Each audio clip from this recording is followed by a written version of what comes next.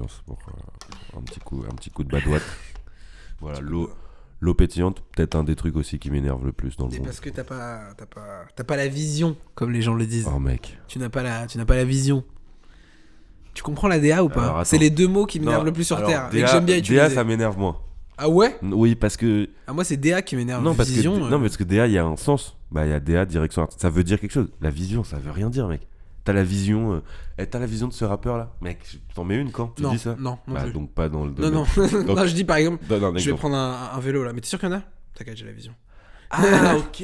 Ah oui, non, mais... Ok. Alors, pour moi, là, c'est pas la même utilisation. Ouais. Genre, t'es sûr qu'il y en a, j'ai la vision, c'est limite Mais un genre, peu comique non, et mais drôle. j'ai une vision en fait. Oui, Tu vois, ça, j'ai c'est ça. l'impression de voir un C'est ça. truc. Et non, pour moi, mais c'est ça. donc, en fait, tu utilises juste le mot comme... Oui. Mais les gens font pas ça. Mais non, c'est genre, en mode... t'as pas la vision. Genre, t'as pas capté un peu, tu vois. Genre, c'est... Mais non. Bah, alors, vraiment, pour moi, c'est ça. Hein. Pour Ah, moi, oui, les gens non, mais l'utilisent oui, comme ok, ça. d'accord, ok.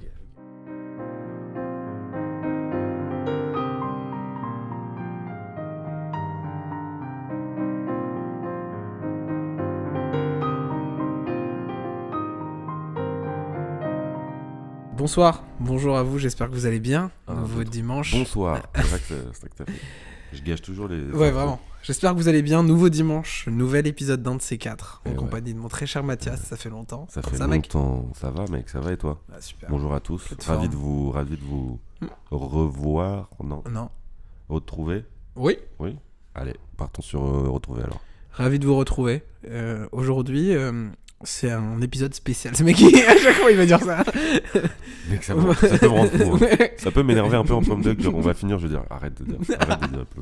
Non, on va faire un épisode tout simplement sur l'amour. On va parler de la rupture amoureuse parce que c'est un truc qui a besoin vraiment d'être discuté pour nous. C'est un truc hyper... En fait, on a souvent tendance à, quand on discute avec des gens en soirée, moi c'est mon impression en tout cas, que quand je discute avec des gens qui ont une rupture et tout, ils passent... J'ai pas vraiment... je vois pas vraiment ce qu'ils veulent dire parce qu'ils sont souvent en surface. En fait. Alors que moi, l'inverse. Et toi, tu vois non, tout ce qu'ils veulent là. Je vois ce que tu veux dire, mais nous, on est un peu inverse. C'est-à-dire que si tu nous en parles à nous, on va tout te raconter. En fait, c'est ça le truc, c'est que j'ai envie de tout savoir, limite. J'ai envie d'apprendre des trucs qui pourront m'aider dans le quotidien, qui pourront peut-être t'aider aussi à avancer. Donc c'est le côté échange un Exactement. peu. Et c'est pour ça qu'on va faire un épisode comme ça. Et en plus, on parce l'a que, dit, ça fait longtemps. Et parce que par ailleurs, moi, je suis obsédé par la rupture, vraiment. Ouais. J'écris des films dessus, enfin des films. Le mec est cinéaste. Pas du tout, j'ai toujours pas fait de film, mais j'ai écrit un film dessus. J'ai écrit des textes dessus. C'est mon... C'est un peu ton violon dingue, finalement. Non. Si. Ok. Si, c'est ton violon dingue. Ok. D'ailleurs, marrant comme nom. Ouais. Bah, on s'arrête là.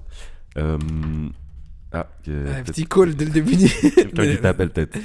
Non, mais nous, on est hyper organisés, attention. Et, on est professionnels. Et oui, donc, déjà, je voulais vous dire que ça fait plaisir Arrête de bouger ta bouteille quand tu parles. En fait. Parce que les gens vont faire j'ai envie de pisser. Ils vont tous pisser. Ça fait plaisir de vous retrouver ici. Et de retrouver vraiment justement cet espace, ce salon de podcast qui nous a été utile pendant 1 an finalement. Ouais. Et ça donne envie de continuer, ça ancre vraiment le podcast dans un moment précis. Quoi qu'il en soit, voilà, on va pas faire une intro de 100 000 minutes comme à chaque fois. Non. La rupture amoureuse, on l'a vécu plusieurs fois, toi, moi y compris. Mais première question, on va dire, comment ça se sent? Comment ça se ressent? Comment toi, quand t'es au collège ou au lycée, tu dis, attends, je sens qu'il y a un truc qui va se passer. Je sais pas comment l'expliquer, mais j'ai l'impression que on tombe plus vers le bas qu'on va vers le haut. Oui, je crois que c'est ça quand même. Hein, j'ai pas l'impression que les gens vivent beaucoup de ruptures comme des moments joyeux de leur vie. Et d'ailleurs, c'est un truc qui m'emmerde un peu, moi. C'est un truc que j'aimerais réussir à installer dans la tête des gens parce que je suis sûr que c'est jouable. Et dans ta tête à toi d'ailleurs. Et dans ma tête à moi, mais c'est ce que j'essaye de faire. Et je suis sûr que c'est jouable et surtout que le vivre comme un moment... Alors, évidemment, c'est quand même un moment connoté négativement, mais le vivre comme un moment, en tout cas, constructif et pas une fatalité sur un moment, dès le début, le plus tôt possible, je pense que c'est constructif et hyper utile pour l'avenir, en fait, parce que c'est des moments, à l'instar de quand tu rencontres la personne avec qui tu t'es, quand tu t'installes, quand tu rencontres un ami, enfin, à l'instar de d'autres étapes de relations sociales, c'est un moment, en fait, important. C'est pas la fin de la vie, quoi. Et comment tu le sens? Bah écoute, pour moi, il y a deux choses. Déjà, il y a deux ruptures. Il y a effectivement, on pourrait passer 1 heure à parler de nos histoires de collège, etc., qui peuvent être aussi de lycée ou même récentes, mais qui sont des histoires d'amour en soi, mais plus légère, tu vois, on va dire. C'est-à-dire que moi, je pourrais te dire, voilà, bah, au collège, je sentais quand lui, il allait voir elle et qu'il me disait que machin. Mais en fait, il y avait un enjeu qui était plus un truc de jeu collégien, de je suis avec ma copine et on va se quitter et tout, que de vrai enjeu de ma vie va se construire avec quelqu'un ou pas. Et après, comment tu le sens pour ce qui est des relations plus intenses, plus vraies, plus adultes, on va dire. Et donc là, moi, ça m'est arrivé une fois, je pense vraiment. Et en fait, ça, comment tu le sens? Je pense que ça dépend de fou, en fait, du format de la relation à la base. C'est-à-dire que, bah, comme je te disais avant, moi, en fait, il y a vraiment eu un truc de... Quand je réfléchis à ça, appliqué à mon cas, je me dis, je l'ai pas senti arriver, mais tous les jours, en tout cas de manière assez régulière, c'était possible, quoi. C'était une possibilité que ça se termine. Et en fait, en soi, le fait même du couple, c'est que c'est pas ancré dans la pierre, quoi. Donc ça peut se terminer à tout moment, tu vois. Donc c'est comment le sentir. Je pense que certains le sentent par un ennui, par un éloignement de l'un ou de l'autre, volontaire ou pas, tu vois, qui amène à la fatalité, à la fin de ok, on se sépare, tu vois. Et je pense que d'autres, comme moi, parce que je suis vraiment pas du tout le seul à avoir vécu ce genre de trucs, je crois, sont dans une espèce d'impossibilité de croire que ça n'arrivera pas. C'est-à-dire que tu es toujours à te dire ça va arriver. Donc ça peut arriver demain, ça peut arriver. Voilà. Après, je te dis ça, je pense qu'il y a des phases de 2 semaines où tu penses pas, mais c'est des phases courtes, tu vois, et ça revient. Mais toi, dans ton amour, quand tu vivras un amour, ou de ce que tu as déjà vécu, il y avait toujours perpétuellement cette présence de ah bah ça va se terminer, ça peut se terminer maintenant comme ça peut se terminer dans un an, mais en tout cas tu te disais c'est possible que ça se finisse maintenant, quoi. Ouais, et de manière vraiment très présente, quoi. C'est-à-dire que dans tous les cas, quand je discute même avec des gens qui sont en couple depuis très longtemps et que tu parles un peu du futur et tout, on est jeunes, donc il y a vraiment ce truc de genre faut prendre des pincettes et tout, on n'a pas 32 ans, donc voilà. Mais en fait eux ils sont pas dans tous les jours ils se lèvent pas en se disant putain ça se trouve aujourd'hui on va se séparer. Moi j'ai vécu une relation dans laquelle je me disais c'était un truc un peu malsain et tout, un truc un peu dépendant, et du coup je vivais avec la peur de la séparation.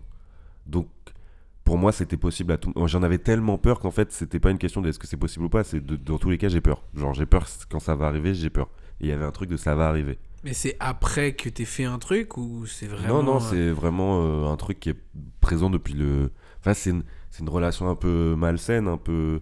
Où, tu vois, quand il n'y a pas assez de communication, quand il y a du mensonge, une fois, 2 fois, 3 fois, même qu'une fois en soi, hein, et bah, tu laisses s'installer ce genre d'émotion, tu vois. Ah oui, mais du coup, c'est par rapport à toi-même. Oui. Et à l'autre, enfin, aussi. Et à l'autre, mais c'est par rapport à toi-même. Oui. Mais quand tu disais, quand je vais vivre un amour dans le futur, je crois pas, tu vois. Que je vais tous les matins me réveiller avec une espèce de peur, tu vois. Par contre, je vis évidemment avec cette possibilité qu'à chaque instant ça se termine, tu vois. C'est marrant parce que bon, je vais rebondir sur un petit truc un peu bébête et un peu enfantin, mais est-ce que dans tes relations amicales c'est pareil? Est-ce que tu te dis les mêmes choses de ah bah ça se trouve ça peut se terminer maintenant comme ça peut se terminer dans un an? La même question en fait, mais en amitié. Ouais, en fait, oui. Ok. Parce que c'est pas un truc que je me dis tous les jours, mais en même temps, c'est quand même assez présent dans ma vie. Ok. Pour pas te choquer, enfin, c'est un système d'autodéfense, genre. Je pense que c'est lié à ce que j'ai vécu avant, donc c'est un peu un système d'autodéfense. Et en même temps, c'est ma manière de me confronter à la réalité, en fait. C'est-à-dire que, bon, je vais pas rentrer dans le truc de tout le monde peut mourir à chaque instant, c'est au-delà de ça, tu vois. Mais c'est un truc de confrontation au réel et à la possibilité factuelle que c'est pas toi qui décides seul, que ce soit en amitié comme tu l'as demandé ou en amour, encore moins en amour, et il faut pas. Donc c'est intéressant parce que ton lien il dépend aussi de l'autre personne en fait. Et je pense que l'objectif, enfin moi en tout cas mon objectif sur ça c'est pas d'être dans un état d'alerte tout le temps et d'avoir peur, tu vois, je suis passé par là. Bah oui. Mais c'est d'être dans un truc de tranquillité avec ça. En fait, c'est d'accepter que ça peut se finir à tout moment. Faut pas se le rappeler tous les jours et tout, mais si tu l'acceptes, t'es tranquille avec ça en fait. Est-ce que ça veut pas dire, c'est pas vraiment de l'autodéfense parce que ça veut pas dire que tu vas pas être triste ou que tu vas pas souffrir à ce moment-là. Mais juste tu vas pas t'effondrer parce que t'as ta vie Tu vois, c'est aussi une manière d'être indépendant, en fait. Moi, je le vois un peu plus en mode l'amour, le futur amour de ma vie. Ouais. Il y aura un truc de certitude de, dans tous les cas, jamais.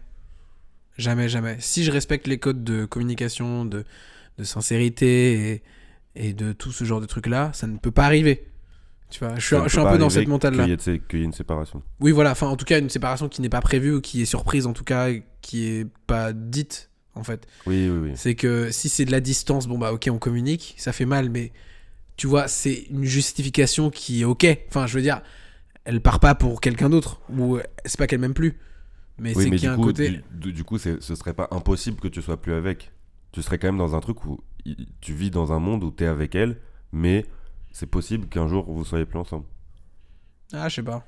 Je sais pas parce que je dis ça, mais je le vis pas, donc. Oui, non, mais on théorise des choses qu'on vit pas. C'est beaucoup plus facile à dire qu'à faire. Tu vois, moi, voilà. Tout ce que je fais, je l'applique en amitié au quotidien. Maintenant, en amour, j'ai pas eu l'occasion de l'appliquer encore. Mais c'est marrant parce que moi, vraiment, en amour, j'ai pas du tout ce truc. Peut-être moi un peu plus jeune, mais en tout cas, je me rends pas forcément compte, mais j'ai pas du tout ce truc de ça va se terminer demain, ça va se terminer. Ouais. Moi, limite, c'était un peu l'inverse, mais ça montre un peu aussi une peur profonde que j'avais. C'était que quand je sortais avec mes copines de l'époque, j'avais un peu ce truc de... En même temps, plusieurs. J'avais un peu ce truc de promesse, surtout au collège, au lycée. Vraiment ce truc de, viens, on se promet que jamais on va se quitter. Oui. Et genre, on se faisait un truc de... Pinky Promise, tu vois. Okay. Et genre, j'étais en mode, c'est bon, on l'a fait. Et genre, plus jamais. Ouais. Et j'étais en mode, j'espère que. C'est parce que c'est l'époque aussi. Genre, l'adolescence te permet de croire que la réalité peut être ça, mais la réalité peut pas être ça. Tu vois. Et en plus, j'étais le mec acharné en mode, elle veut que ça s'arrête. Et j'ai dit, mais non, t'inquiète, c'est un peu comme un film. Genre, c'est dur, mais on va passer les étapes ensemble. Tu vois, et c'est pour ça que moi, je trouve que. Ouais. En fait, moi, ce qui me brisait, c'est qu'il y avait ces promesses, mais que en fait, j'ai l'impression que peut-être à genre 15 ans, il y a quelqu'un qui m'a dit, une espèce de voix ancestrale qui m'a dit, mec, en fait, ça n'existe pas. Tu vois. Là, tu te racontes un truc, mais ça n'existe pas. Et moi, le plus possible dans ma vie, j'ai fait le test son du LAF. Le plus possible dans ma vie, pendant le plus longtemps possible, j'ai dit, non, mais moi, ça existe. Là, on est ensemble, on est bien. Et je refusais le truc de oui, il y a une fin, possiblement. Et parce que en plus, je me construisais sur la personne avec qui j'étais, donc il y avait ce truc de dépendance, tu vois, qui rentre dans le truc. Mais en fait, la rupture que j'ai vécue, et à l'avenir, celle que je vivrai si j'en revis, je pense que c'est possible que j'en revive, tu vois, vu l'âge qu'on a, c'est tellement constructif. Enfin, c'est même presque nécessaire, en fait, pour moi. C'est-à-dire que il n'y a pas de loi, encore moins en amour, tu vois, il n'y a pas de loi universelle dans rien, dans les relations humaines. Et si tu rencontres quelqu'un à 15 ans et que tu finis ta vie avec et que tu n'as jamais été avec quelqu'un d'autre, tant mieux pour toi, tu vois, enfin, c'est cool. C'est même, il y a une partie de moi qui va dire, j'ai envie de faire ça, mais bon, je peux plus, mais tu vois, un truc un peu fantastique là-dedans, et tant mieux si c'est ça qui te rend heureux, tu vois. Mais moi, il y a un truc, dans mon expérience de la vie, et quand je partage ce sujet avec des gens, c'est tellement... C'est une épreuve de la vie et c'est l'épreuve qui m'a fait le plus grandir et je crois que carrément. Parce que c'est aussi arrivé quand j'avais 20 ans et tout, mais je vois pas trop, tu vois, c'est un deuil très fort, tu vois, quand t'es dans une relation où tu vis comme je l'ai dit là ou comme toi, c'est-à-dire on se fait des promesses et on est un peu jeune donc on y croit vraiment, c'est-à-dire qu'on est vraiment dans le truc de en fait moi j'ai des, mais d'ailleurs j'ai des souvenirs de discussions avec mon ex là-dessus. Et quelque part, j'y crois. C'est aussi un truc un peu philosophique, ou en tout cas... c'est presque religieux. Je sais pas comment dire. Tu vois, c'est vraiment un truc dans la tête. C'est pour le coup une partie que tu t'appliques pas au réel. C'est le côté...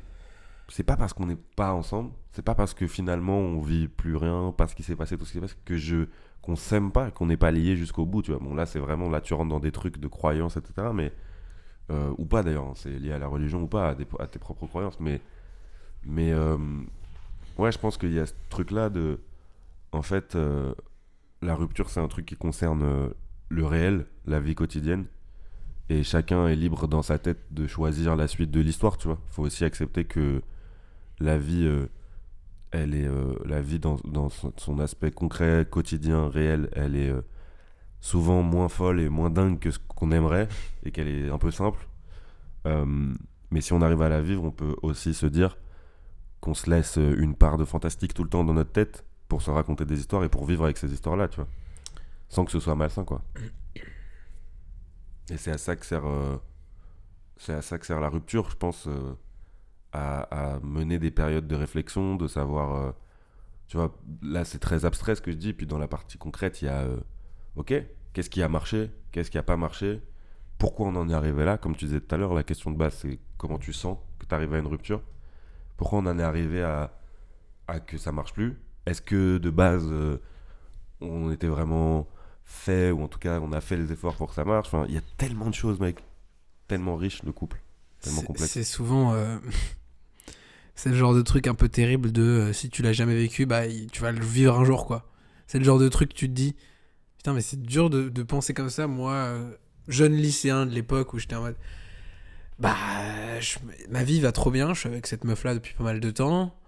Et t'as une petite pensée de, ouais, mais t'as jamais connu une rupture ? Bah tiens, tu vas la connaître un jour. Et tu vas savoir ce que ça fait. Et c'est un peu déprimant de se dire, bah ça va arriver à un moment. Mais je sais quand, je sais pas. Mais pas forcément, en vrai. Il y a des gens qui sont ensemble depuis toujours, tu vois. Oui, c'est vrai. Mais la vie fait majorité que, à part des si gens... tu meurs au même moment, de toute façon, à un moment, tu vas être séparé. La majorité des gens que je connais qui ont vécu des histoires d'amour, parce que en vrai, on en revient au truc de... C'est très commun, c'est... Dans la vie de tous les jours, c'est le sujet principal. On est à Paris, c'est normal, tu vois, limite. Mais à Paris, dans le monde entier. Oui, voilà. Et c'est l'âge, vraiment, l'âge où on veut tous vivre des trucs, sortir, se reconnaître, apprendre des trucs. Et justement, la majorité des gens que je connais et que je fréquente ont vécu diverses amours. Et ils me disent à chaque fois ce truc de... Bah, j'imaginais pas du tout que ça allait s'arrêter. Et pourtant, ça s'est arrêté. Enfin, c'est marrant de se dire que... Bah, tu vois, ces deux-là, ils sont parfaits. En couple, ils sont trop beaux et tout. Mais un an plus tard, ils se séparent, ou même 2 mois après. Et tu te dis, mais c'est pas possible. Comment tu crois... Comment tu peux... Parce que t'es persuadé, tu vois. Dingue, mec. T'es persuadé que ces deux-là, ils vont rester ensemble toute leur vie. Et tu te dis, mais... Au final, non. C'est-à-dire que si eux, c'est si parfait, moi, avec ma copine-là, qui n'est pas si parfait, est-ce que vraiment ça va tenir aussi longtemps ? Et j'ai 2 trucs à dire à ça. Alors déjà, on n'est pas dans la vie des gens, donc on sait pas réellement ce qui se passe, parce qu'en surface, ça peut être très bien, mais quand ils rentrent chez eux, ils peuvent avoir des embrouilles. Oui. Donc il y a ce côté en public, ils gèrent... ne pas se parler, tu vois. Ils peuvent ne pas se parler, justement. Qui pensent à un truc, et un jour, il sort l'idée comme ça. Exactement, le truc de pas de communication, le truc, voilà.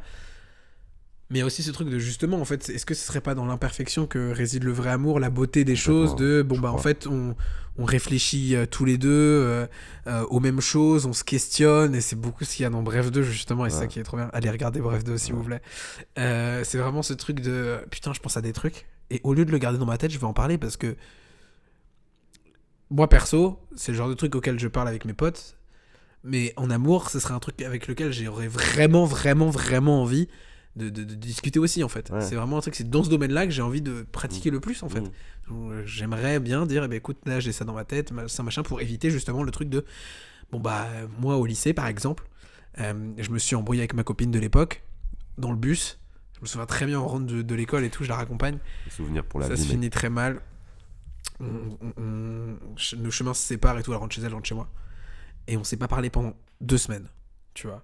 Sachant qu'on se parlait tous les jours, tout le temps, et là on s'est pas parlé pendant 2 semaines. Et d'une violence. Et ça paraissait. En vrai, bah c'est évident. Non, mais tout le monde va. En seconde, tout le monde sait qu'à 15 ans tu vis ça, c'est genre. C'est ça. Quand t'as 15 ans, il y a pas pire dans le monde que ça. Alors qu'il y a la guerre par exemple. Surtout que bah t'as le truc de moi en seconde, il y avait pas. Mais j'avais une meilleure pote qui était ma meilleure pote de collège, mais on apprenait encore à se reconnaître, encore, vivre des moments ensemble. Tous mes autres potes étaient dans une autre classe et tout, dans une autre vie en fait, dans une autre vie, tu vois. Et donc j'étais en mode, bah j'ai personne à qui en parler.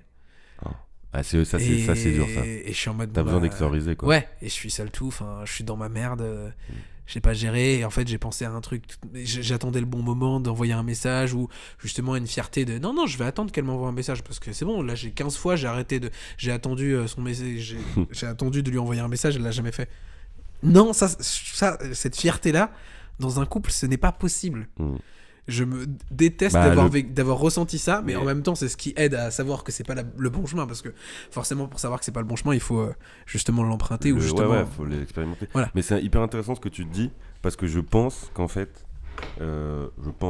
voilà, grande phrase théoricienne, mais qu'en fait toutes les ruptures elles ont un point commun, Si on prend le truc très mathématique, genre, tu te mets avec quelqu'un, partons du principe que quand tu te mets avec quelqu'un, tu as envie de faire ta vie avec cette personne. Ok. Bon, c'est un choix, tu vois. C'est un choix et c'est un choix quotidien. Tous les jours, tu rechoisis de faire ta vie avec cette personne. Si les deux sont sur cette base-là, il n'y a aucune raison, rien dans la voilà, qui peut faire que ça s'arrête un jour. En fait, là, on est dans un truc où le couple dépasse l'amour, dépasse le sentiment entre les deux. Et pourquoi ça s'arrête un jour ? Parce qu'il y a de la fierté à un moment qui s'est installée, c'est sûr. Parce que t'es plus en 1+1, mais t'es en 1 contre 1, parfois, par moment. Et c'est évidemment pour ça que les couples de jeunes, etc., marchent beaucoup moins que quand tu te... Enfin, marchent beaucoup moins. On dit tous, tu vois, le premier amour, ça marche. Enfin, tu vois, et voilà, parce que je pense que... Enfin, moi, c'était comme ça, et plein de gens, tout le monde, à 15 ans, à 20 ans, un truc de méfiance, un truc de...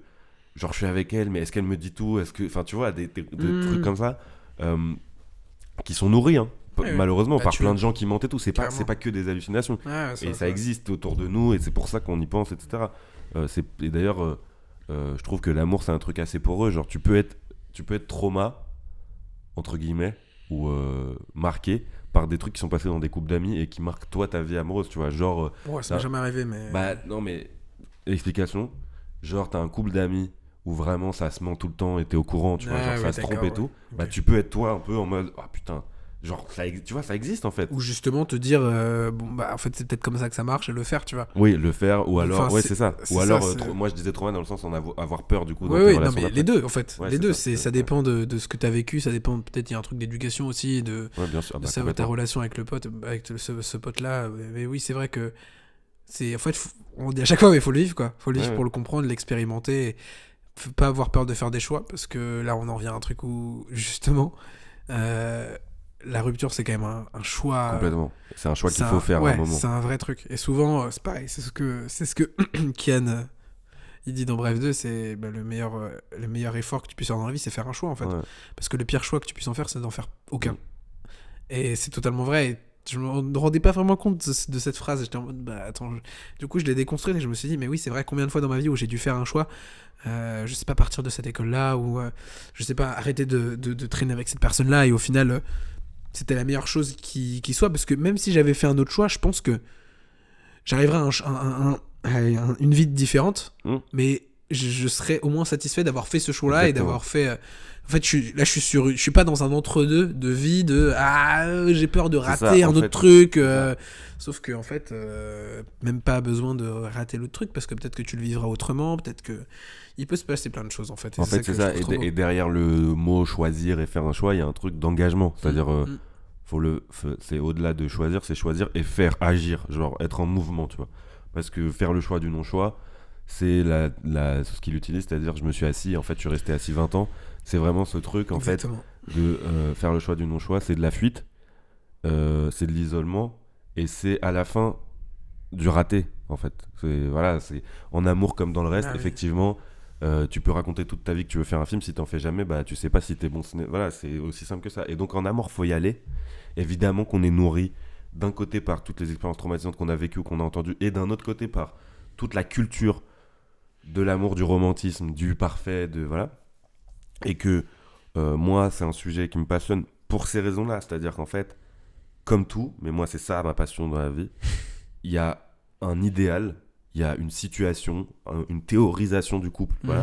Mais encore une fois, il faut la confronter au réel. Moi, mon arme pour la confronter au réel, c'est de me dire, ok, bon, faut que j'accepte ça, mais je me garde un espèce de jardin secret, un espèce d'esprit rêveur où je peux me raconter des histoires, tu vois. C'est aussi pour ça que je vais au cinéma et au théâtre et que j'écris des histoires. Évidemment. C'est pour supporter le réel dans ce qu'il est. On a besoin d'un truc qui est surréaliste quand même. Exactement. Et parce que l'amour, et parce que la rupture amoureuse, brutalement, enfin je veux dire juste comme ça, c'est effectivement terrorisant, terrifiant, et potentiellement ça te cloue et tu bouges plus, quoi. Si t'avances pas, c'est un truc hyper violent, quoi. Je veux dire, si on reprend les faits tels qu'ils sont, c'est j'ai envie d'être avec toi toute ma vie, et là non. Du coup je dois faire une autre vie là maintenant. Voilà, c'est ça.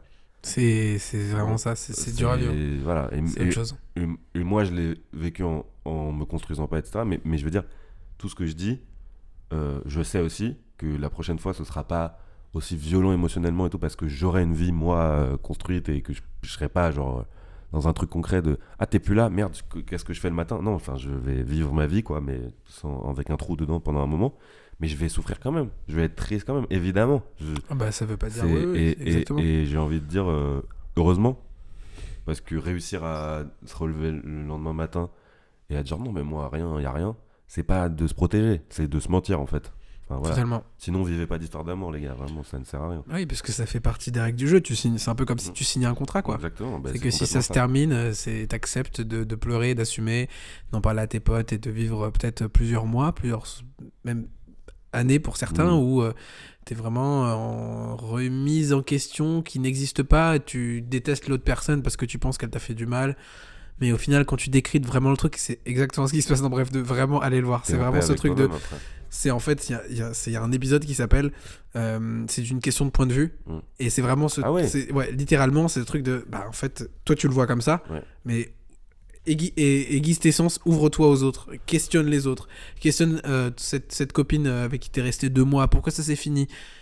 Mais en fait, parce qu'elle voyait les choses autrement, et toi t'étais persuadé que c'était toi la vérité, sauf que en fait non, la vérité c'est justement la fusion des deux, c'est le côté ok je te comprends, ok tu me comprends, et là on avance en fait, et c'est comme ça que ça marche, parce qu'à aucun moment de ta vie, en tout cas je le pense vraiment, tu vas rencontrer quelqu'un qui a exactement la même vision du monde que toi, les visions des choses. Bah oui, parce que sinon ce serait hyper flippant, mec. Mégalo, mec. Tu sors avec toi-même. Déjà, c'est ça. Vrai. Donc il y a un côté. C'est peut-être pour ça qu'en fait on sort avec des gens. On sort avec des gens qui nous ressemblent pas, physiquement et mentalement. C'est ça. Qui peuvent nous apprendre un truc qu'on vit pas. C'est le goût du risque, quoi. C'est-à-dire en fait. Évidemment que tu signes un contrat où tu prends des risques, mais c'est pour ça qu'on le fait. C'est un truc humain de base. Hein. C'est pas parce qu'on passe des heures à réfléchir et à faire des podcasts qu'on est plus intelligent que les autres, pas du tout.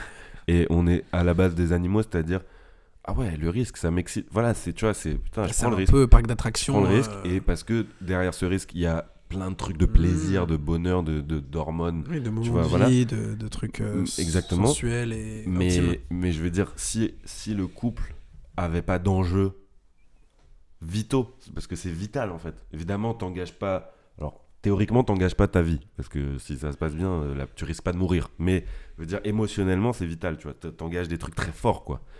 Et c'est parce que t'engages tout ça que t'y vas. Parce que si c'était juste manger un yaourt nature sans sucre, t'y vas pas. Et puis, on n'en parle pas pendant 1 heure, et puis, tu vois, c'est aussi ça le truc, quoi. C'est-à-dire. La rupture, tu sais que ça existe en fait, et tu sais que ça peut exister, et tu y vas aussi pour ça, tu vois. Moi, j'ai un certain plaisir en fait, quelque part, pas bonheur, mais un certain plaisir à expérimenter la rupture, puisqu'en fait, c'est comme la rencontre amoureuse, c'est une étape de vie. Évidemment, la rencontre amoureuse, on dirait, on y colle des émojis rouges et mignons, et la rupture, on y colle des trucs genre de sang et de cœur brisé, mais en fait, c'est 2 expériences de la vie, c'est 2 moments de la vie. C'est pas forcément le bonheur ou le malheur. Voilà, les émotions, quelles qu'elles soient, elles sont bonnes à prendre. Elles sont enrichissantes. On n'a qu'une life, on n'a qu'un moment sur Terre. J'ai dit on n'a qu'une life, oui. Et faut expérimenter le plus de trucs possible, je pense, tu vois, pour être enrichi et curieux, tu vois. C'est marrant quand même ce truc qu'on a quand on est tout petit de sortir avec quelqu'un et justement de vivre une relation où on se quitte toutes les 2 semaines. Tout le monde l'a vécu. Et je trouve ça assez dingue justement que tout le monde l'ait vécu en fait. C'est qu'il y a vraiment le côté on sait rien des choses et c'est intense et ça déborde de partout et il faut vivre l'instant. Et je pense qu'à cette époque on vivait jamais autant l'instant. Bah oui, mais parce que tu vois, le fait de se quitter, je pense, tout le temps et de se remettre ensemble, ça prouve qu'en fait on n'est pas en couple, parce qu'on sait pas, on se connaît pas nous-mêmes, on n'est pas des adultes, on n'a rien à construire ensemble ou quoi, tu vois. Mais la manière, quand t'as 15 ans, ou enfin quand t'as 12 ans ou 8 ans de vivre l'amour, c'est t'es amoureuse de moi ? Oui, c'est fini après. Donc au bout de 2 semaines, il faut changer, tu vois, il faut dire ah non, là, j'ai plus envie. Il y a quand même une certaine. Il y a un truc à prendre, je pense, là-dedans. Il y a un truc à prendre qui est assez intéressant. Il y a une simplicité, quoi. Ouais, une simplicité. On n'en demande pas tant, en fait. Mais c'est très intense en même temps. Bref, c'est quelque chose qui, moi, m'a marqué en le vivant et tout. Et on va quand même un peu parler de nos ruptures perso, parce que c'est un peu pour ça qu'on fait un podcast aussi. C'est que moi, personnellement, j'ai vécu pas mal de ruptures, slash on se remet ensemble et on se requitte. Bref, c'est arrivé avec 2 couples que j'ai eu dans ma vie. Et en fait, on en revient tout le temps à la même chose, c'est j'ai des images de moi mal, mais très mal, en train de connaître une personne que j'ai jamais vue de ma vie, qui est moi-même, mais vraiment très faible en fait, impuissante face au monde, impuissante face à un être humain en fait, face à un être humain que j'estimais beaucoup, qui était ma copine de l'époque, qui a un peu pris le pouvoir sur tes émotions. Voilà, en fait, que tu te maîtrises plus, tu te découvres. c'est ça. Alors que tu me connais, moi, j'adore être dans le contrôle, carré, clean, tout. Et c'est fou de me dire qu'avant j'étais justement, tu ne peux juste pas. Tu te sens inférieur et tu te sens impuissant, tu sais que tu peux rien faire et qu'elle a un peu l'ascendant sur toi, et que c'est peut-être aussi l'inverse qui se passe. Enfin, c'est peut-être la personne en face de toi pense la même chose pour toi en fait. Elle pense que c'est toi qui as l'ascendant, du coup elle pense la même chose, et du coup ça fait un petit côté assez compliqué à gérer quand il n'y a pas de communication. Mais évidemment au collège, au lycée, c'est très compliqué parce qu'on parle même pas de communication à cette époque-là. Mais non, on n'en est pas là, non. Oui, là c'est vraiment collège, tu sais pas qui t'es, lycée, t'apprends à connaître un peu ton anatomie. T'es tourmenté par tes émotions. Bah oui, en plus il se passe d'autres trucs. Ce donc, que tu décris là, et moi pareil, tu vois, j'ai des images de moi qui suis très mal et tout. Avec la fille avec qui j'ai été très longtemps, mais on a eu une première rupture en fin de seconde, et je me souviens que je suis dévasté, quoi. Genre je suis là en mode, mais je suis tellement triste, tu sais, je suis vraiment juste dépassé par les pleurs, par c'est pas possible, et par le fait que j'ai aucune envie de l'accepter, et je n'arrive pas. C'est-à-dire que théoriser le truc où je me dis non, je peux pas, c'est pas possible, c'est évident, il y avait un truc d'évidence, de force. Mais c'est toujours le côté, tu vas la recroiser dans la rue et vous allez faire comme si vous connaissez pas. Ça c'est je dingue. pense que ça c'est un des pires trucs qui existent sur cette planète. Ça m'est arrivé de recroiser des anciennes copines. Mais ça il faut pas le faire, ça vraiment. Au collège, lycée, bon voilà, mais maintenant qu'on est adulte, faut pas faire ça. Moi c'est une vraie demande, c'est un vrai truc sincère que je dis, comme si j'allais avoir un impact sur la vie des gens, mais en tout cas, si je pouvais demander un truc, vraiment c'est horrible. Parlez-vous en fait. Non mais bonjour, au revoir. Ouais, voilà, point barre. Même un sourire, juste le fait de te dire l'existence de l'autre, en fait. Voilà, exactement. En fait, c'est une violence inouïe d'imposer à quelqu'un son inexistence. Parce qu'elle est factice. Bah oui. En fait, tu peux pas croiser quelqu'un avec qui t'as été proche. Enfin, je veux dire, moi, ça me viendrait pas à l'idée. Alors évidemment, ça m'est venu quand j'étais plus jeune et tout, mais avec le chemin, ça me viendrait jamais à l'idée maintenant d'ignorer quelqu'un comme s'il n'existait pas. Bah à notre âge maintenant, en plus, c'est un truc quel que soit le sujet, vraiment, quel que soit le sujet, c'est un être humain. C'est bonjour, c'est au revoir. Et à la limite, tu le regardes, tu fais un sourire, un truc d'existence, quoi. Voilà. C'est ça. De reconnaissance de l'existence, voilà. Ça rend fou. Et quand on grandit dans une très grande ville comme Paris, il y a un truc d'acceptation, parce qu'en fait, les gens se disent pas bonjour dans la rue, tu vois, donc on se connaît pas, en fait. Mais à partir du moment où t'es rentré dans ma vie, mais mec, je vais plus jamais passer à côté de toi et pas te dire bonjour, en fait, c'est trop bizarre. Tu vois, un regard, un signe, voilà. Et encore plus, évidemment, quand t'arrives à ce stade-là de lien, quoi, c'est-à-dire l'amour, le couple, le partage de plusieurs semaines, mois, années. C'est trop violent d'imposer ça aux gens, le faites pas. Mais vraiment, on sent que je l'ai vécu. On sent que le mec, il en veut plus. Non, mais voilà, moi, ma rupture, il y a celle comme toi que tu racontes ces moments de jeunesse où t'es vraiment dépassé par tes émotions, et que moi, je le regarde maintenant. Enfin, je m'en souviens avec du sourire, tu vois, et avec du plaisir presque d'avoir vécu ces moments-là. Et après, il y a la seule rupture vraiment de ma vie d'adulte, donc avec sa fille avec qui je suis resté vraiment beaucoup de temps, plusieurs années, etc. Et quand on se quitte, c'est un truc qui est palpable, qui est dans l'air du temps. Pas vraiment ce jour-là, cette semaine-là, mais bon, c'est quand tu prends du recul. Si tu regardes à l'échelle des 4 jours, tu dis mais pourquoi ? Mais si tu prends 3 semaines ou 3 mois, tu comprends, tu vois. C'est toujours comme ça, finalement, je pense. Mais je me souviens que c'était un couple où, comme je dis, il y avait une ambiance un peu latente. Donc on avait déjà eu des moments où on se dit on se quitte, et en fait 2 heures après on se quitte pas. Mais je me souviens que je le sens, en fait. Je me souviens que quand elle me dit ça, je fais ok. Là j'ai compris, voilà. Je me souviens même que c'était avant un week-end qu'elle est partie, pour être précis. Elle est partie en week-end de 3 jours, genre sans téléphone et tout. Et du coup, on n'allait pas se parler. C'était genre le jeudi ou le vendredi avant le week-end, tu vois. Et je me souviens que mes potes de mon groupe de potes me disaient mais ouais, je comprends, t'es dans le mal, mais c'est comme d'hab. Enfin, elle va revenir, vous allez. Et j'étais en mode non, les gars, vraiment. Là, je sais pas pourquoi. Je ne pourrais pas te l'expliquer parce qu'effectivement, vos arguments sont bons. C'est la même chose que d'habitude, tu vois. Sur le papier, c'est le même message, c'est les mêmes trucs. Mais moi, je vous le dis, je sens que c'est terminé.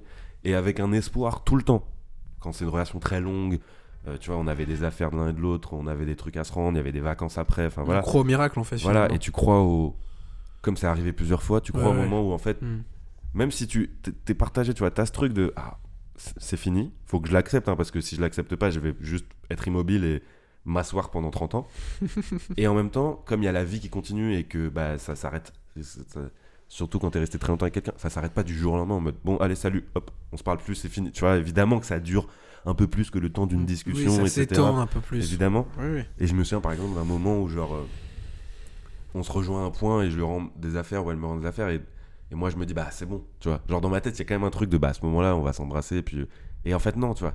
Et donc à chaque fois que tu affrontes la réalité qui s'impose à toi, genre une fois on s'est vu après ses cours et en fait c'est ces moments-là qui ancrent vraiment la réalité de t'es plus avec la personne. Parce que le dire c'est un truc, mais quand tu recroises, quand tu revis en société et tout, et puis moi j'ai fait une erreur monumentale en vrai, bon je regrette pas mais voilà, c'est que 2-3 semaines après la rupture on est parti 3 semaines en vacances ensemble avec des potes et bon voilà c'était un peu mauvais timing mais je l'ai fait. Bon là tu vis 3 semaines, tu vois pendant 3 semaines tous les jours, chaque seconde était d'une violence inouïe parce que chaque seconde sans me laisser respirer me frappait de oui elle est là mais t'es plus avec elle, genre là c'est bon, c'est fini, tu vois. Et parce les autres les autres ils le savent et ils vivent eux ils ont pas eux ils ont pas de soucis avec ça, eux ils vivent et c'est juste toi t'es dans la merde, tu te sens comme une merde quoi. Alors que ça enfin je veux dire c'est dingue parce que toi ta vie elle est complètement chamboulée, tout change t'as passé plusieurs années avec quelqu'un, tu te voyais, enfin voilà c'est ça le contexte, et là il y a des gens et qui sont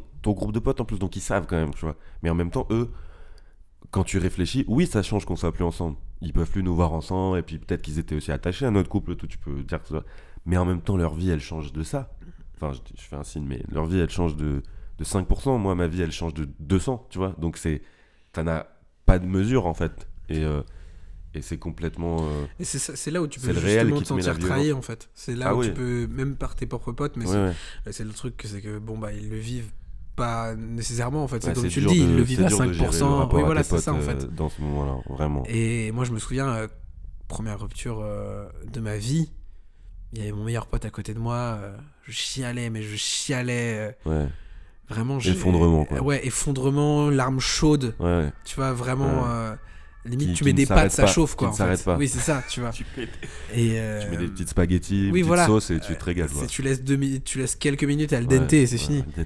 Et ouais, je me souviens de cette époque où je pleurais à chaudes larmes et mon pote était là et justement il avait fait un bon taf. Et je me souviens très bien, il m'avait rassuré en me disant des phrases un peu philosophiques, sauf qu'on était en 5ème et pour moi je trouvais ça, genre pour moi c'était un génie ce mec, tu vois. Et mais tu sais, il a dit de la philo en 5ème, c'est un génie. Il faut raviver la flamme qui est en toi, des trucs comme ça, tu vois. Moi je suis team faut passer un moment seul.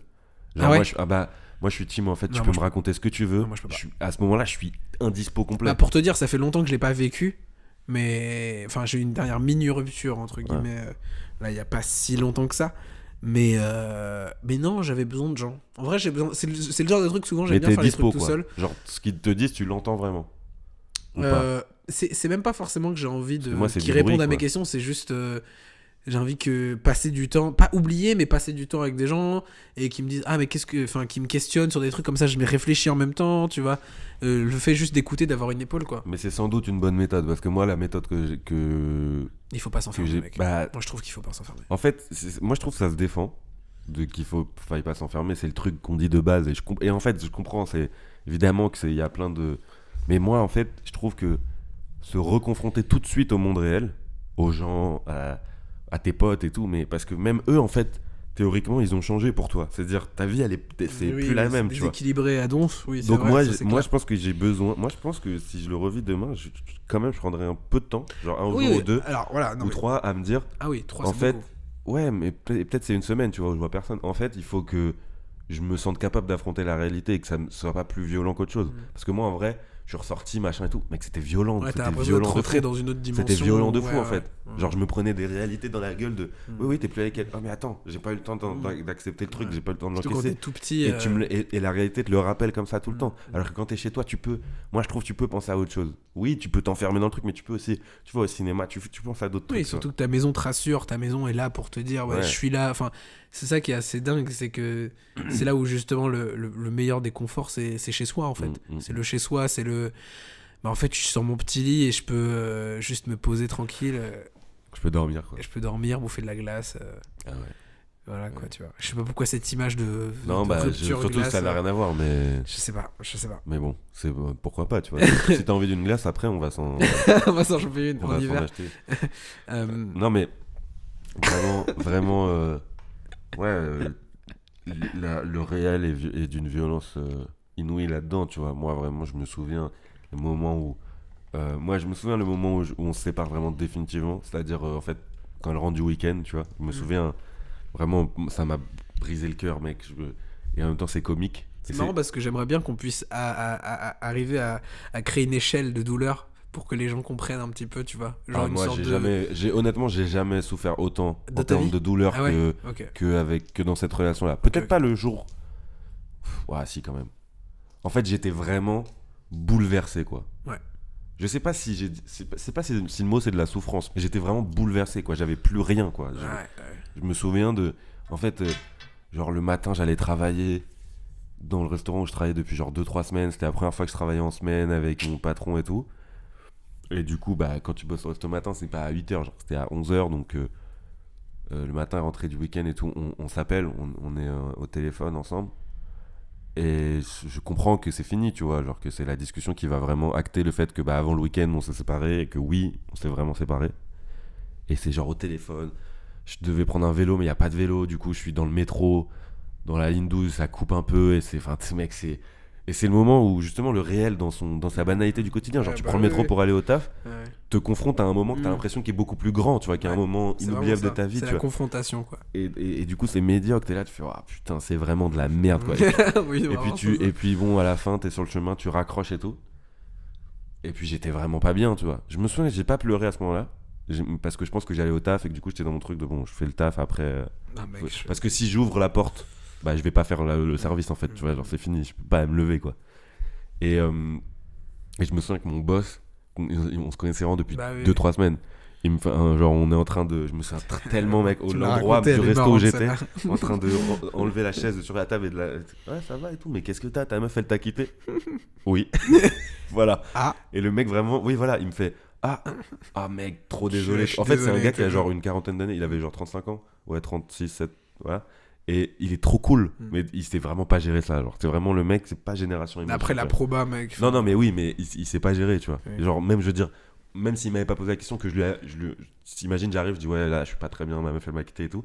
Il sait pas gérer. D'ailleurs, tu lui donnes cette info, il fait, oula, panique, émotion, qu'est-ce que je dois faire? Enfin, tu vois, c'est un peu un homme qui a du mal avec ses émotions. C'est une bonne question, ça. Et même, je pense qu'on peut poser la question aux gens, mais comment on fait pour justement rassurer l'autre quand c'est pas nous qui vivons la rupture, mais que c'est un proche? Pas de solution. Tu sais pas? Moi, je pense que. Moi, je suis dispo, quoi. Je fais ce que tu me demandes. Oui, c'est ça. Mais est-ce qu'on pourrait être plus. Est-ce qu'on pourrait faire plus, finalement? Parce qu'on sait que c'est le chemin de. Enfin, c'est le défi, le combat, l'épreuve de l'autre. Mais. Faut être là, quoi. Oui, il faut être là, en fait. Faut être exactement, dispo, c'est ça. Je pense qu'il faut. Vraiment dispo, quoi. Il faut être vraiment là. Quand t'es là, mais t'es vraiment. Même, tu vois. Ouais. Alors, plus que d'habitude, faut se dire que oui, cette période-là, tu vas laisser une marge, en fait, dans ta semaine où en fait, t'as du vide que, justement, en fait, tu vois cette personne-là si elle veut.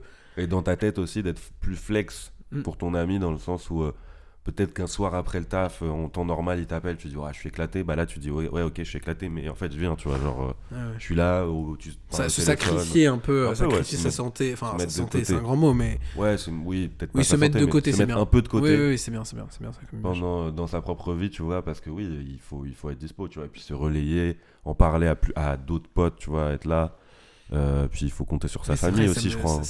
Vraiment. Ça me terrorise un peu de savoir que je suis impuissant face à ce que mes proches vont vivre.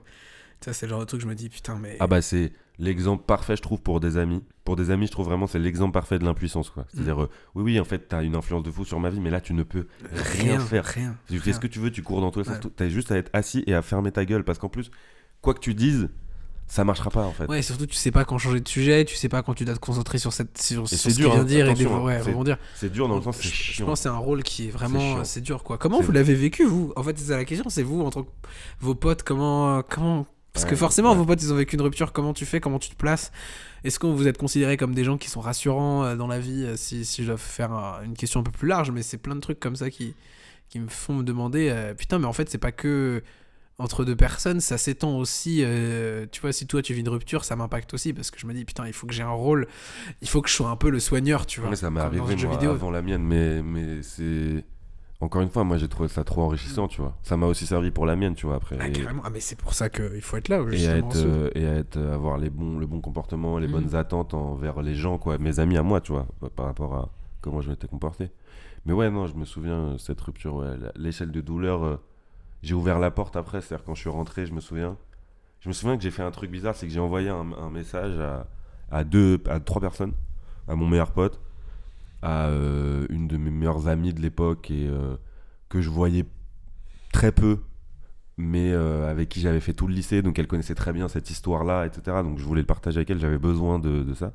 Et j'avais envoyé un message à quelqu'un que j'avais pas vu depuis 1 an et demi, je pense, qui était mon ancienne meilleure pote de collège, et qui avait été au tout début de ma relation avec mon ex, pote avec elle aussi, on avait un petit trio et tout, mais genre au moment de la rupture c'était 5 ans avant, enfin oui, d'accord, voilà. Et je lui avais envoyé un message et j'avais pas réfléchi, dans ces moments là tu réfléchis pas, mais ça m'était venu et j'avais besoin de le dire aux gens qui ont été importants un peu dans cette histoire en fait, qui étaient pas mes potes du moment en fait, tant que ça, tu vois.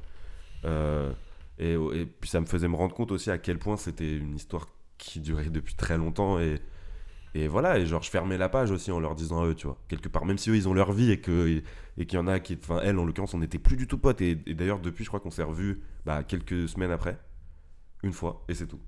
Donc voilà, et c'était il y a 2 ans et demi. Ah oui, quand même. Donc voilà, donc vraiment on est, tu vois, mais bon, on était liés par cette histoire là aussi en fait, quelque part, tu vois, parce que c'était une ancienne pote à elle, c'était mon ancienne meilleure pote, elle avait vu l'histoire commencer et tout, donc moi ça a aussi fermé cette page, tu vois, ça m'a permis de faire ça, donc faut pas hésiter non plus à faire ce truc là, tu vois, ce travail là, voir peut-être des gens que vous voyez plus mais qui vous pour clore le truc, pour aller au bout du chemin en fait. Moi tout de suite j'ai commencé un chemin à l'inverse d'elle, enfin je me permettrai pas de lui donner des leçons quoi, mais juste de comment dire, voilà, elle a pas fait le chemin et les choix que j'ai fait moi. Mais moi tout de suite j'ai fait un chemin de fermer le livre et d'accepter que ça prendra du temps, et ça a pris vraiment beaucoup de temps. Ah oui, je le sais parce mais que oui, tu le sais, je dis ça, mais voilà. Oui, c'est moi je trouve que c'est dingue quoi. Tout ce que tu vis avec juste parce qu'à la base c'est un événement, à la base c'est quelques minutes, tu vois, c'est genre bon finalement on arrête, ok, bon, et là tout change mec. Tout est bouleversé. C'est un peu ça. C'est quand tu le vis, c'est exactement ce que tu viens de dire. Tout est bouleversé, tout se déséquilibre. C'est un peu comme si t'arrives dans un autre pays, un décalage horaire, il y a une autre culture. Non mais tu vois, il y a un peu. Et genre t'as pas la place dans une journée pour tout gérer. Bien sûr, ça va prendre du temps, tu vois. Donc c'est vraiment t'as l'impression, t'as l'impression que t'es au plus bas et c'est impossible de justement de se relever après ça. Mais moi je me souviens d'une phrase que tu m'avais dit, c'était encore une fois donner une nouvelle dimension à sa vie. C'est vraiment se dire qu'il y a des trucs dans la vie que t'arrives pas à imaginer, à visualiser, mais qui vont t'arriver. C'est typique exemple du podcast ou de moi en audiovisuel. C'est des trucs que je me dis vas-y, pourquoi pas et tout, mais bon je sais pas si ça va arriver parce que j'arrive pas à le visualiser dans ma vision là. J'arrive pas à me dire que ça existe. T'as pas la vision. Ouais, voilà, j'ai pas cette vision là justement. Mais en fait si, et c'est ça qui est dingue, c'est de se dire qu'il y a plein de choses dans notre tête, il y a plein de choses dans la vie qui vont nous arriver qu'on n'aura même pas imaginé. Et en fait il faut se baser sur ça en fait. C'est qu'il y a des choses, je vais répéter la 3e fois j'ai l'impression, mais c'est important je trouve, c'est des trucs qu'on n'a pas imaginé qui vont nous arriver. Il y a des trucs tu sais pas que ça va arriver, mais ça va arriver. Et encore une autre dimension, c'est il y a des trucs tu sais que ça va arriver, t'imagines comment ça va arriver, ça se passera pas comme ça. Pas jamais du tout. La réalité n'est jamais ce que tu imagines. Et c'est un peu le challenge aussi, c'est comment on fait pour se relever, de justement cette grosse épreuve là. Et c'est apprendre aussi à comme j'ai dit tout à l'heure, c'est se remettre en question sur ce que t'as fait de mal, ce que la personne en face de toi ce que t'estimes que la personne en face de toi a fait de mal.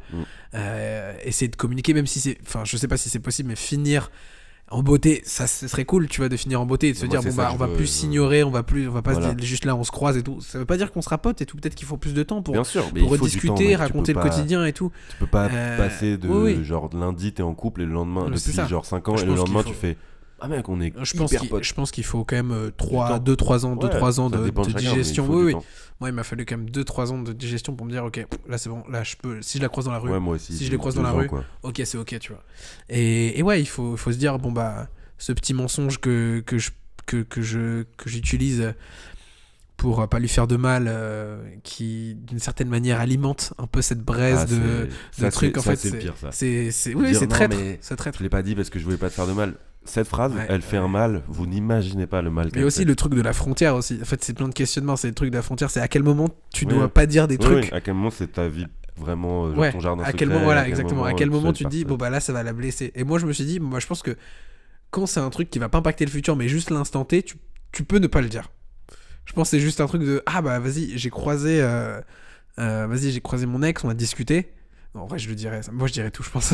Mais non, mais en fait, moi, je suis dans un truc de communication de tout. Et surtout, il n'y a pas de règle, c'est grave au feeling du moment, tu vois. Oui, ouais, c'est feeling. Mais en fait, à partir du moment où tu te poses la question de cacher quelque chose, quand tu te la poses comme ça veut dire que t'es dans la merde. Parce que mais est-ce qu'il n'y a pas le truc pour défendre un peu pourquoi tu te poserais la question de cacher, tu vois. Moi, pour pas lui faire de mal.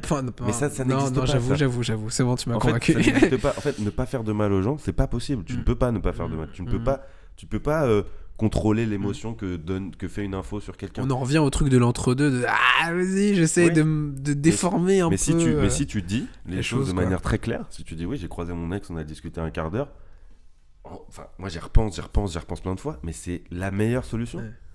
En fait bien sûr que ça se trouve ça va la faire chier, mais de toute façon c'est arrivé. Je veux dire ça veut dire quoi? L'autre possibilité ce serait supprimer ce moment. Bah non, c'est arrivé. Donc en fait c'est dans ta tête. Il y a un jour où ça va se dire, et puis si ça se dit pas, peut-être que ça va être déformé, et puis si c'est pas déformé, c'est toi que tu vas commencer à cacher ce truc là, puis un autre jour tu vas cacher un autre truc, puis un moment en fait tu vas cacher des trucs plus gros. Enfin voilà, en fait c'est la communication, la transparence sur ce genre de choses qui sont un peu bâtardes.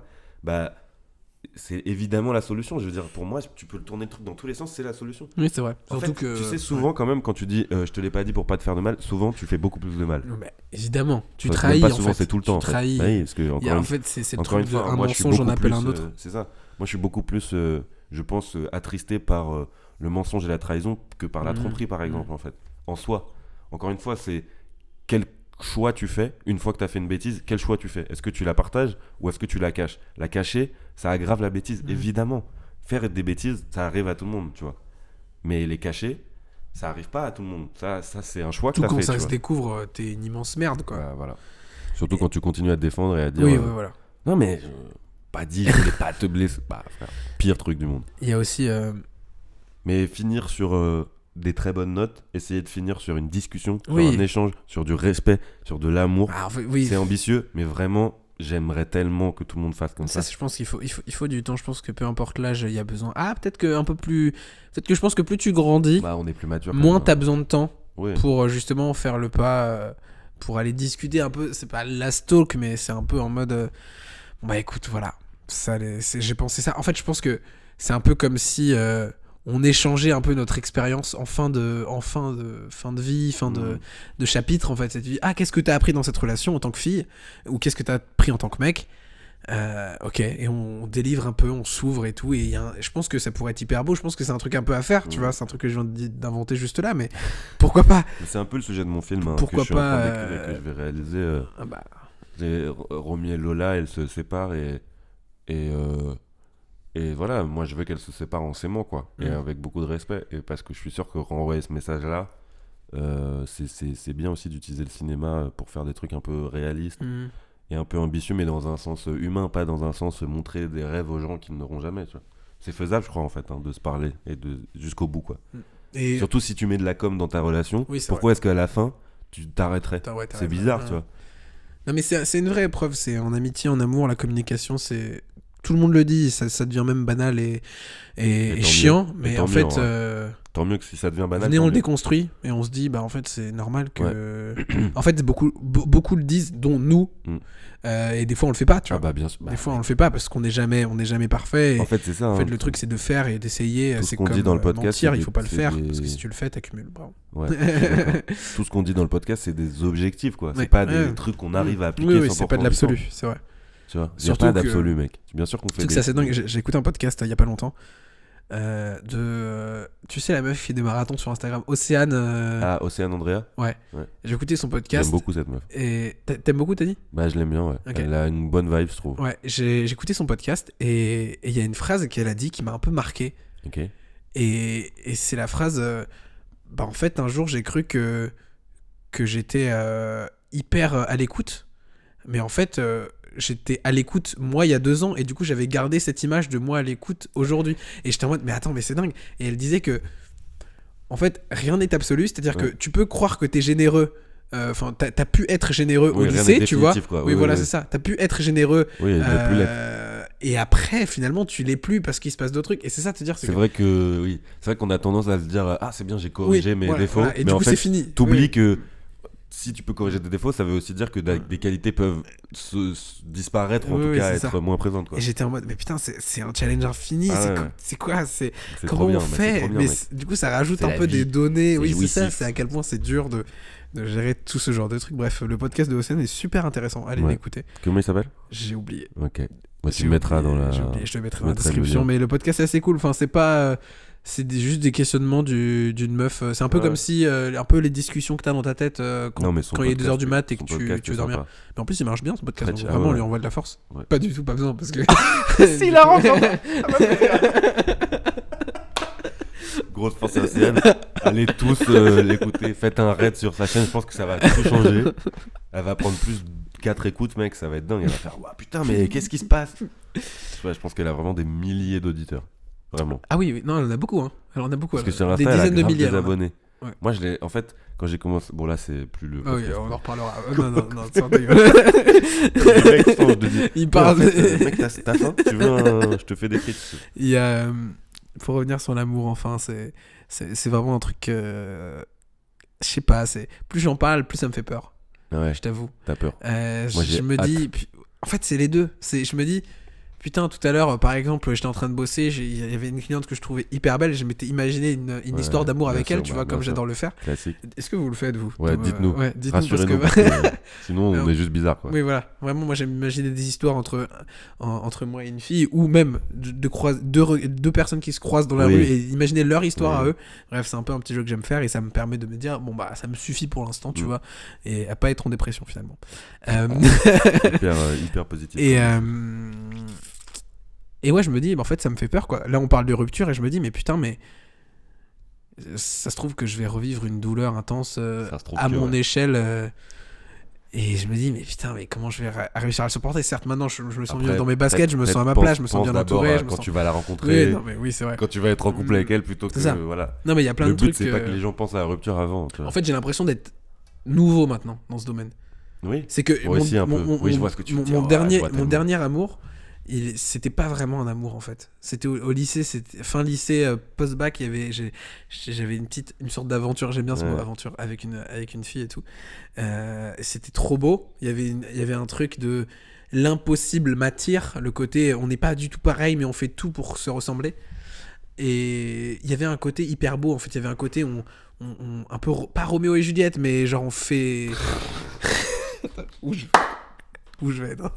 Où tu vas non mec. mais il y avait un côté vraiment beau et je me sentais trop stylé d'être à ses côtés, tu vois. Et c'était une des premières fois de ma vie où j'étais avec une meuf et j'étais en mode putain, je me sens trop frais, quoi.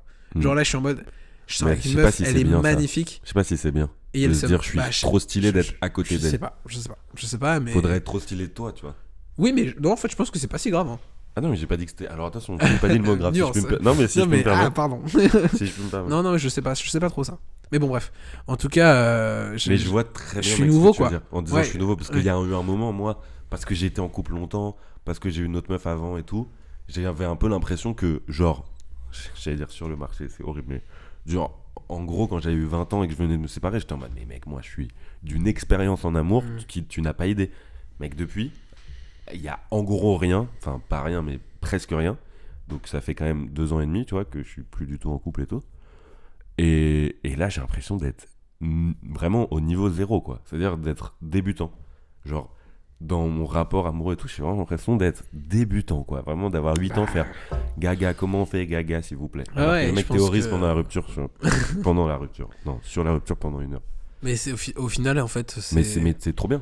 C'est une nouvelle histoire à chaque fois c'est un nouveau livre, en fait. Je pense qu'avoir l'impression de débutant, c'est aussi rassurant sur le fait que, bah, du coup, ça veut dire que vraiment les autres histoires, elles sont finies. Ouais, quoi, de ouf. Ah putain, de ouf. Tu vois, parce que sinon, ça voudrait dire que t'es encore un peu dedans, je pense. Si tu te sens si tu te sens un peu en maîtrise du sujet et tout, petit exercice, t'es encore sur la fin de l'autre, tu vois. Si t'es débutant, t'es en mode, je suis vraiment vierge entre guillemets de toute histoire, ou pas loin. Évidemment que non, évidemment qu'on a gardé les expériences des autres, mais vraiment en mode, c'est une expérience, quoi. C'est un livre fermé, rangé dans la bibliothèque, qui est pas à gérer, quoi. Et là, t'es prêt à avoir une histoire d'amour, là, maintenant, ou pas? Ouais. En vrai, ouais. Je trouve ça con, moi, comme question, je te le dis. Je vois pas le... T'es prêt, t'es pas prêt. En fait, tu sais pas. Oui. Tant que tu sais pas si t'es... Enfin, je veux dire, je vois l'idée, t'es prêt. Genre, t'es serein, enfin, plus c'est en plus fait, ça. Je suis pas serein. Mais comment tu veux être serein, mec? Si j'étais serein sur une... Je sais pas, il y a peut-être un moment... Moi, je pense qu'il y a des moments un peu plus dans ta vie où, vu que t'es sous le feu de la joie, c'est les vacances, t'es avec tes potes, tu te sens yambe, tu dis, bon, bah vas-y, là, je me sens plus à même d'avoir quelqu'un. Alors, oui, je vois ce que tu veux dire. Non, mais alors, je suis pas dans le meilleur moment, mais je me sens prêt. Je me dis, ok, là, si je rencontre quelqu'un, je suis ok pour faire une place et tout, tu vois. Parce que c'est ça la vérité, tu vois, l'enjeu derrière le sentiment amoureux et tout, il y a le concret de la vie après, même si on est des amoureux absolus au collège et au lycée, donc on se posait pas la question, maintenant moi je peux me poser la question de est-ce que j'ai envie de faire rentrer quelqu'un dans ma vie à ce point-là aujourd'hui, tu vois.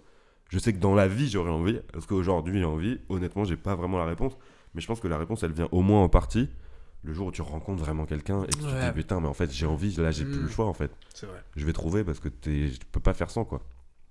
Voilà. Tomber amoureux. Et séparez-vous, mais bien.